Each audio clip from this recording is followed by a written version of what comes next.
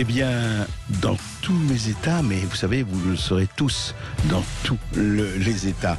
D'abord, chers auditeurs de Sud Radio, Paris est une ville devenue impossible. J'espère que toutes les grandes villes de France ne deviendront pas ce qu'est devenu Paris. Pas seulement la poubelle ville du monde, mais la ville où on ne peut plus circuler. Arrêtons là et passons aux choses sérieuses. Oui, nous allons parler de la commission qu'a mis en place le président de la République pour lutter, paraît-il, contre le complotisme et les fake news. Je pensais qu'il y avait déjà le CSA, qu'il y avait la loi, qu'il y avait les juges, qu'il y avait tout ça. Non, non, non, non. Une commission en plus. Ah oui, pourquoi ? Contre les fake news et avec qui ? On va en parler effectivement avec vous. On va aussi en parler du président de la République qui parle de la France et des Français. Et est-ce que la France, c'est la Corrèze ou le Zambèze ? C'est le Bas-Congo ou effectivement Paris porte de Bagnolet. On va parler de tout cela. Et puis on va recevoir le docteur Violaine Guérin. Le docteur Violaine Guérin, c'est celle qui a fondé Laissons-les prescrire. Beaucoup de choses à dire sur la situation dans une France plus clivée que jamais. À dessein ou non, on en parle. Sud Radio Berkov dans tous ses états. Le fait du jour. Le premier qui dit la vérité, il doit être exécuté.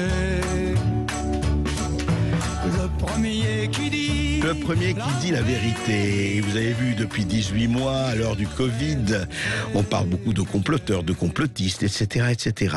Et difficile de séparer le bon grain de l'ivraie.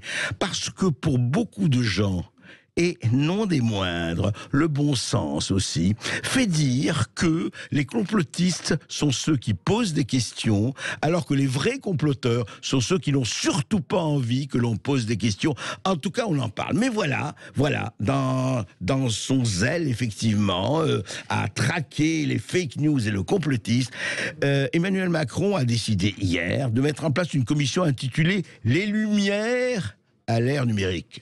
Ce qu'en termes galants, ces choses-là sont dites les Lumières. On invoque effectivement Diderot, d'Alembert, Voltaire, Rousseau, à l'heure numérique. Et oui, alors voilà, on a fait une équipe d'une quinzaine de personnalités présidée par le sociologue Gérald Bronner. Alors j'ai demandé d'ailleurs à Gérald Bronner hier de venir parler à l'antenne du Sud Radio et malheureusement il m'a écrit que mon cher André, mon carnet de balles est absolument surbooké, mais je passe peut-être un de ces jours. En tout cas, je vous souhaite le meilleur. Bon, il veut peut-être pas parler, on verra bien avec Gérald Bronner. Enfin, le problème, si vous voulez, du complotisme, c'est quoi ? Alors, cette composition est intéressante et si vous voulez, la commission donc des chercheurs, des spécialistes du cyberespace, l'historien Jean Garrigue, beaucoup d'autres, et puis, il y a le docteur Valencien. Alors, j'ai vu ça, le docteur Valencien, professeur Valencien, donc vient d'être nommé en fonction de la médecine. Sauf que, alors il paraît qu'il va s'occuper dans des fake news et compagnie. Or, révélé par le journal Marianne, la Chambre disciplinaire nationale de l'Ordre des médecins a infligé la sanction de blâme au professeur Guy Valencien. Oui, exactement, le même, qui va être dans cette commission sur les fake news. Et pourquoi ? Il paraît, encore une fois, qu'il a maltraité ou en tout cas donné des fausses informations sur un confrère et ça lui a valu en tout cas un rappel à l'ordre assez étonnant d'ailleurs et assez significatif de l'Ordre des médecins. Alors voilà. Alors, que sera cette commission ? On ne va pas la condamner au départ, mais enfin, quand même, il y a un problème, quoi. Il y a un problème déjà avec ce docteur Valencien, qui n'est pas rien. Il a dit qu'il n'y avait pas de victimes de Mediator, etc. Et puis alors, encore une fois, on veut savoir s'il y a les traqueurs ou les faux traqueurs, effectivement, du conspirationnisme qui vont être là. Mais surtout, Anne-Marie Chazot, bonjour. Bonjour Anne-Marie Chazot, vous êtes avec nous. Anne-Sophie, excusez-moi. Sophie, ça c'est, vous savez pourquoi ? Non, mais ça c'est les embarras de la circulation qui m'ont mis dans tous mes états, c'est le cas de le dire. Anne-Sophie Chazot, vous avez écrit ce livre remarquable et on vous avait reçu pour cela la liberté d'expression. Que pensez-vous de cette commission intitulée magnifiquement « Les Lumières à l'ère numérique » qui va traquer, paraît-il, les fake news et le complotisme?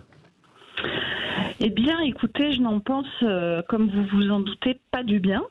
Ouais. Dans la mesure où ça ne fait que prolonger une kyrielle de dispositions identiques qui traduisent l'obsession de la Macronie pour essayer de verrouiller par tous les moyens la liberté d'expression, ouais. Le débat, quels que soient les sujets. Là, en l'occurrence, c'est surtout à la faveur des nombreux débats qui ont eu pour objet la crise Covid, mais d'une façon générale, depuis son arrivée, Emmanuel Macron et d'une façon générale, la Macronie, disons, a pour obsession de verrouiller par tous les moyens la libre expression. Et dans tous les domaines. Et dans tous les domaines, vous dites. Et dans tous les domaines. Alors, parce que en préparant un petit peu mon intervention, je regardais ce qu'il y avait eu. Alors, il y a eu la loi, bien sûr, anti-fake news. Il y a eu la tentative de loi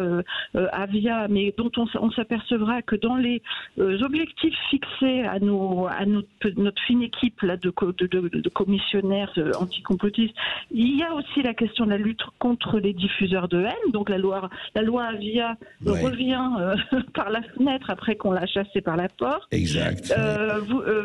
Il y a aussi, je ne sais pas si vous vous souvenez, mais certainement en tant que journaliste, la tentative de conseil de déontologie journalistique qui avait été mise sur pied par Cédric O, je ne sais pas si vous vous en souvenez, qui avait soulevé une bronca d'ailleurs du milieu journalistique. Absolument, parce que, on voulait.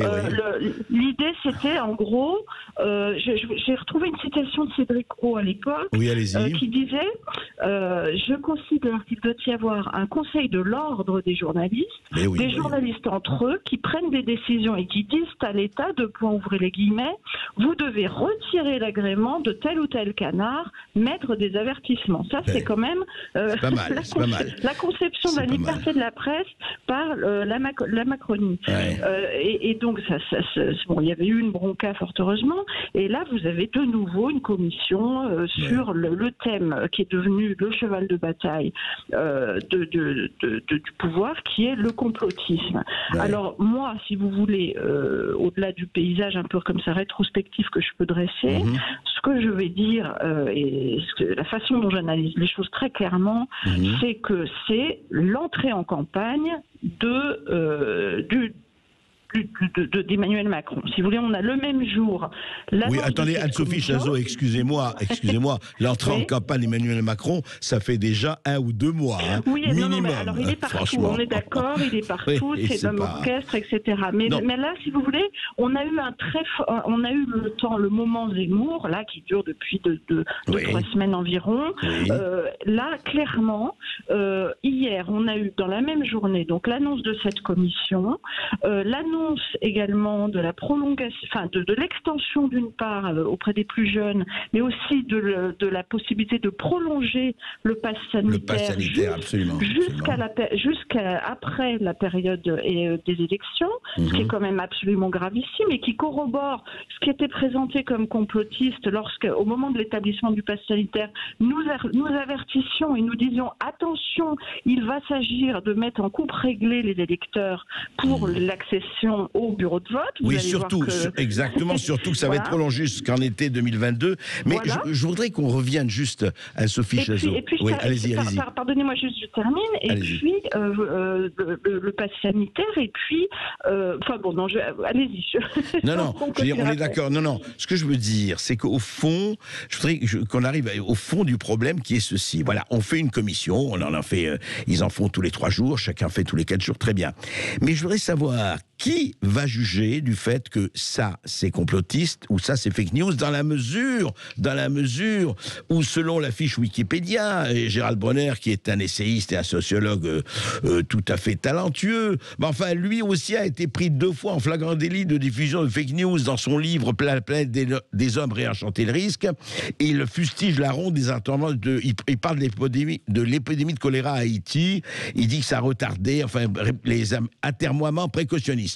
Cette histoire s'est révélée fausse, il l'a reconnu. Et puis après, il a parlé aussi dans la pensée extrême. C'est-à-dire, tout le monde peut se tromper, tout le monde, effectivement. Là, je parle de bonne foi, et Gérald Bronner est sûrement de bonne foi. Mais encore une fois, qui va juger? Quels sont ces gens qui vont juger de ce qui est acceptable ou pas acceptable, dans la mesure, comme vous le savez aujourd'hui, les GAFAM en général, et pas seulement en France, censurent, éradiquent toute pensée dissidente ou divergente? En fait, on retombe toujours sur notre problème de fact-checker les fact-checkers, c'est-à-dire que c'est toujours la même histoire. Dans cette commission, vous avez, bon, par exemple, Gérald Bronner, qui est un professeur tout à fait légitime, qui a fait de cette discipline sa spécialité. Alors, encore que, bon, il a quand même été également la cheville, disait-on, ouvrière des fameux centres de déradicalisation, avec le succès qu'on connaît. Donc, si vous voulez, bon... on peut se poser des problèmes. On a quand même aussi, parmi ces personnes, par exemple, vous avez l'inénarrable Rudi Reichstad, qui s'est autoproclamé. Alors, moi, j'ai cherché un peu, parce que Rudi Reichstad, c'est considéré comme désormais l'alpha et l'oméga de la vérité. J'ai cherché, j'imagine que quand même, avec tout le soin qu'il apporte à surveiller tout le monde sur les réseaux, il doit avoir quand même documenté correctement sa fiche Wikipédia, ou en tout cas s'être occupé de le faire faire. Qu'est-ce qu'il a, Rudi Reichstad? C'est marqué diplômé de sciences politiques. Bon, ok, donc il a fait, j'imagine, 3 ans, parce que s'il en avait fait plus, ça serait peut-être marqué qu'il avait fait un travail de recherche, de DEA ou que sais-je. Ça n'est pas indiqué, donc bon, des diplômés de Sciences Po, très bien. Et puis, chef de bureau de je ne sais quoi à la mairie de Paris. Bon, ok. Et là-dessus, donc ils font une Conspiracy Watch. Pourquoi pas, hein? Je veux dire, les gens ont le droit d'avoir les passions, les hobbies qu'ils veulent. Il y en a qui font des tours Eiffel en allumettes, d'autres qui font de l'héraldique. C'est autoproclamé, lui, c'est de surveiller les conspirateurs. Bon, pourquoi pas, chacun fait ce qu'il veut.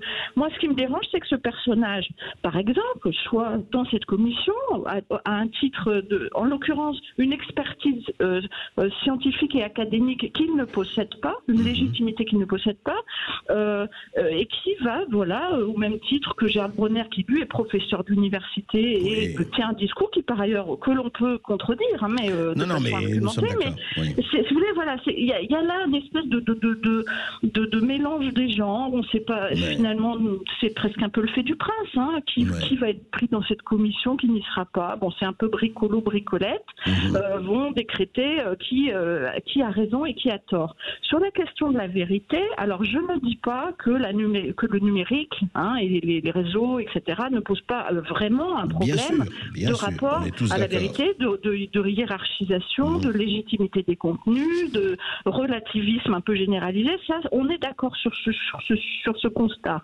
Ça ne veut pas dire qu'il faut tout mettre en coupe réglée et décréter de qui va pouvoir dire quoi, et puis qu'on va finalement instaurer une sorte d'expertocratie dont on va décréter que par ailleurs elle est le reflet du pouvoir macronien. Moi je reviens à ça, c'est-à-dire que ce qui passe là n'est pas épistémologique, n'est pas épistémique, c'est en réalité politique, et c'est ça qu'il faut comprendre. C'est-à-dire qu'on est dans une démarche politique.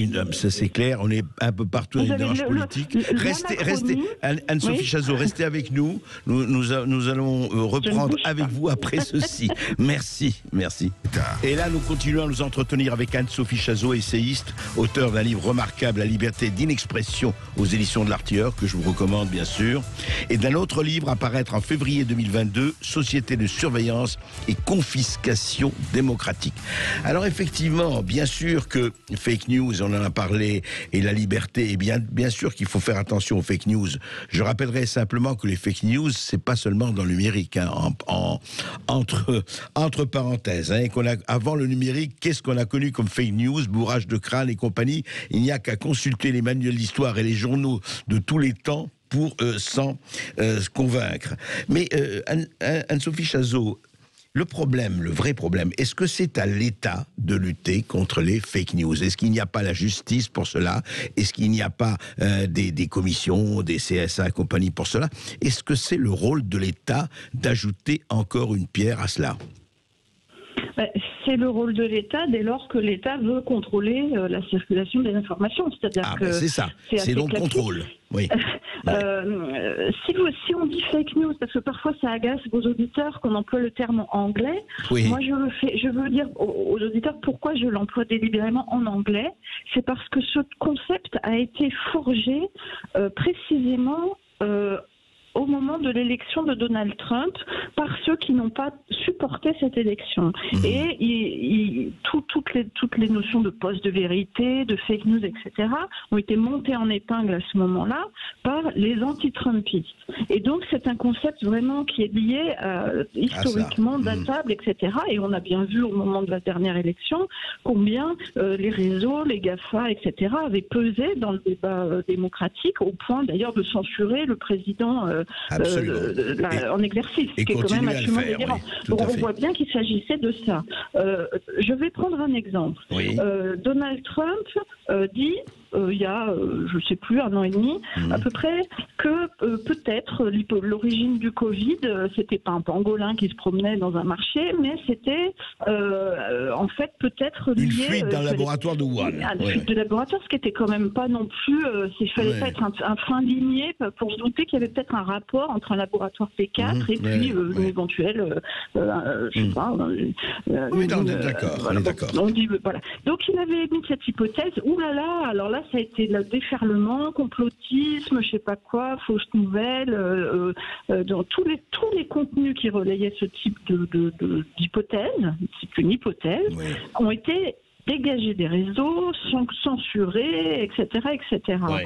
1 an et demi plus tard, cette hypothèse s'avère finalement la plus crédible. Elle est corroborée désormais par de nombreuses enquêtes internationales.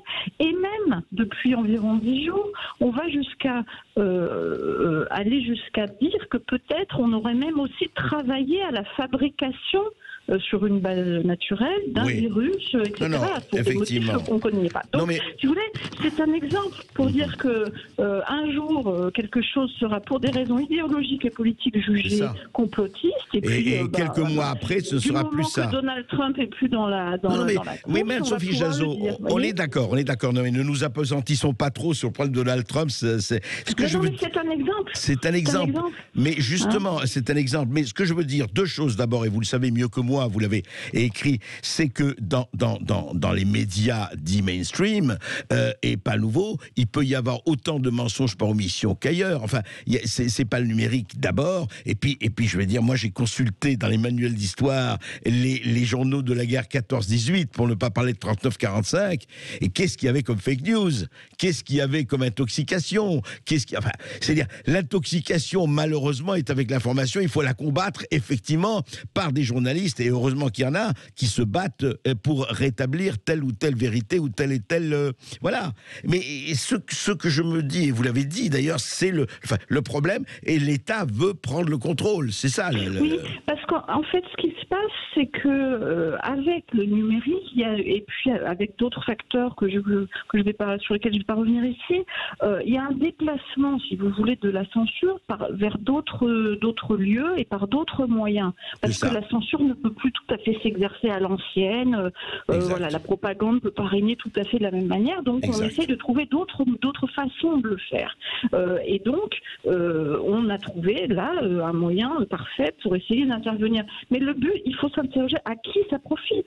La question, en fait, elle est très simple. Il s'agit de disqualifier, de psychiatriser, de délégitimer toute opinion, voire parfois étayée par des analyses, etc., qui ne va pas dans le sens de ce que souhaite le pouvoir. C'est quand même très clair. Et quitte à ce que le pouvoir lui-même raconte parfois n'importe quoi. Enfin, sur la gestion Covid, on a quand même eu des mensonges enfilés comme des perles du matin au soir. Ça n'a visiblement pas dérangé le pouvoir en question. Rappelez-vous l'épisode cocasse, par exemple, parce que Jean-Michel Blanquer avait, quand il y a eu le logiciel, je ne sais plus son nom, d'école à la maison, je ne sais plus le terme, et qui avait totalement foiré, ça avait dysfonctionné, c'était complètement saturé, etc.